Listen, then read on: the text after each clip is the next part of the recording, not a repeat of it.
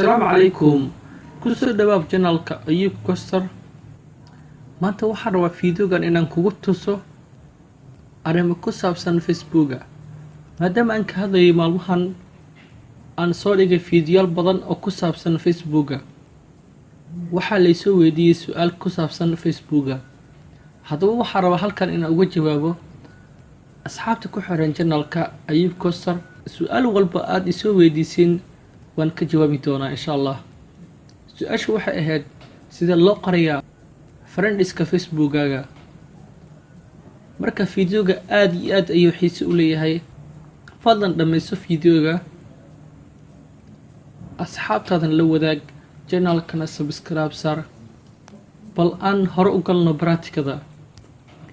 waxaan tegaynaa halkan abis waxaan soo kacsanaynaa facebooka markii aan soo kacsano waxaan tegaynaa halkan saddexda calaamadood kadibna waxaan u soo bixaynaa hoos waxaan raadinaynaa meel ay ku qoran tahay setting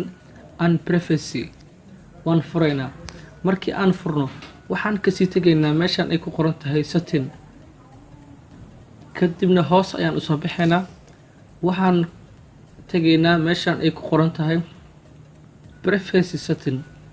markii aan tagno hadda waxaan raba inaan qariyo tirada facebook friendskayga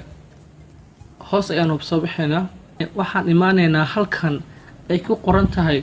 who can see your friends list hadda anigu wuxuu u yahay public qof kasta oo soo boqdo profilkayga wuxuu arki karaa friendiskayga marka hadda waxaan rabaa friendiska inaan qarsado waxaan tegayaa halkan ay ku qoran tahay who can see your friends list kadibna waxaan kasii tegayaa halkan waxaan leeyahay only me markaa dhaho waxay la macno tahay friends listigayga aniga bis ayaan arki karo ee ma arki karaan dadka soo boqdo profilkayga hadda wuxuu u yahay only me fadlan qarso